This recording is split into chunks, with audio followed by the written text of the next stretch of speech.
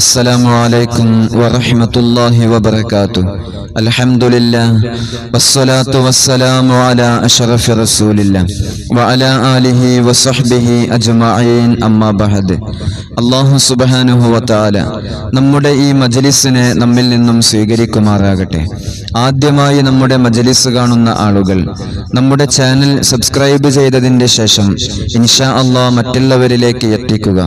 നിത്യജീവിതത്തിൽ നമുക്ക് ഉപകരിക്കുന്ന ഒരുപാട് അമലുകളാണ് ഇൻഷാ അല്ലാഹ് ഈ മജ്ലിസിലൂടെ നമ്മൾ പറഞ്ഞുകൊണ്ടിരിക്കുന്നത്. അതനുസരിച്ച് അമൽ ചെയ്യാൻ അല്ലാഹു നമുക്ക് തൗഫീഖ് നൽകുമാറാകട്ടെ.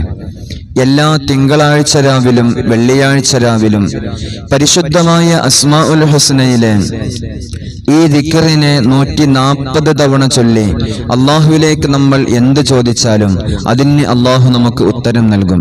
ഒരുപാട് അത്ഭുത നേട്ടങ്ങൾ കൈവരിക്കാൻ സഹായിക്കുന്ന ഒരു ഇസ്മാണ് ഇൻഷാ അള്ളാഹ് ഇന്നത്തെ ഈ മജ്ലിസിലൂടെ നമ്മൾ പറയുന്നത്.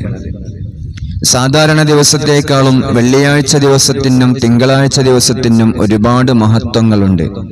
അതുപോലെ തന്നെ ആ ദിവസങ്ങളുടെ രാവുകൾക്കും വല്ലാത്ത ഫളീലത്താണ്. സാധാരണയായി നമ്മൾ ചെയ്യുന്ന ഇബാദത്തുകൾ വെള്ളിയാഴ്ച ദിവസവും അതുപോലെ തന്നെ തിങ്കളാഴ്ച ദിവസവും ഈ ദിവസത്തിന്റെ രാവുകളിലുമാകുമ്പോൾ അതിന് സ്വീകാര്യത കൂടും, അതിന് ഇജാബത്ത് ലഭിക്കാനുള്ള സാധ്യത കൂടുതലാണ്. അല്ലാഹു സുബ്ഹാനഹു വ തആല നമ്മുടെ എല്ലാ ദുആക്കും അല്ലാഹു ഇജാബത്ത് നൽകട്ടെ.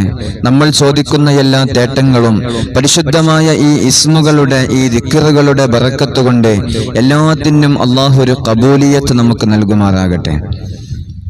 പരിശുദ്ധമായ അസ്മാഉൽ ഹുസ്നയിലെ യാ മുഇസ്സു യാ അല്ലാഹ് എന്ന ഇസ്മിനെ 140 തവണ നമ്മൾ ചൊല്ലുക.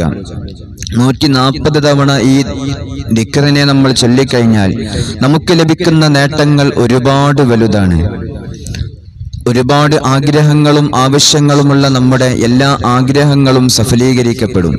എല്ലാ ആഗ്രഹങ്ങളും നമുക്ക് നിറവേറിക്കിട്ടും. നമ്മൾ ഈ ദിക്റിനെ ചൊല്ലേണ്ട സമയം ഞായറാഴ്ച ദിവസം മഗ്രിബ് നിസ്കാരത്തിന്റെ ശേഷം, അതുപോലെ വ്യാഴാഴ്ച ദിവസം മഗ്രിബ് നിസ്കാരത്തിന്റെ ശേഷം. ഇങ്ങനെയാണ് ഈ ദിക്റിനെ നമ്മൾ പതിവാക്കേണ്ടത്. നമ്മുടെ എല്ലാ ആഗ്രഹങ്ങളും ആവശ്യങ്ങളും സഫലീകരിച്ചു കിട്ടാൻ ഈ ദിക്ർ നമ്മെ സഹായിക്കും.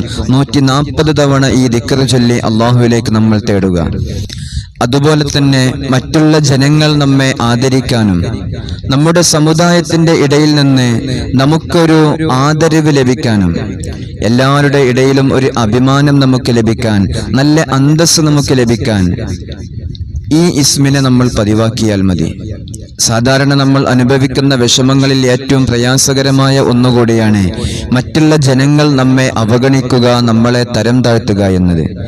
മറ്റു സമൂഹങ്ങളുടെ ഇടയിൽ നമ്മൾ ജീവിക്കുന്ന ഈ ചുറ്റുപാടുകൾക്കിടയിൽ എല്ലാവരും നമ്മെ ആദരിക്കാനും നമ്മളെ ഇഷ്ടം വെക്കാനും നമ്മളോടൊരുമിച്ച് ജീവിക്കാനും നല്ല രൂപത്തിൽ നമ്മെ നോക്കിക്കാണാനും ഈ ദിക്റിനെ നമ്മൾ പതിവാക്കുക.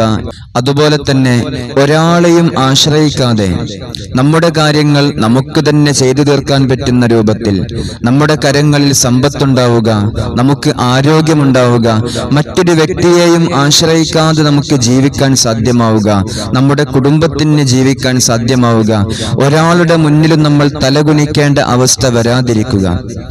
ഇങ്ങനെ ഒരാളെയും നമ്മൾ ആശ്രയിക്കാതെ നമുക്ക് നമ്മുടെ കാര്യങ്ങൾ സ്വന്തമായി ചെയ്യാനുള്ള പ്രാപ്തി ലഭിക്കുക, നമുക്കതിനുള്ള ഇസ്സത്ത് അല്ലാഹു നൽകുക, ആഫിയത്ത് അല്ലാഹു നൽകുക.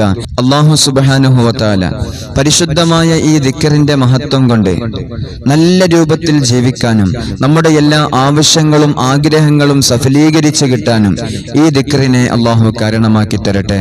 ഇൻഷാ അല്ലാഹ്. അസ്സലാമു അലൈക്കും വറഹ്മത്തുള്ളാഹി വബറകാതുഹു.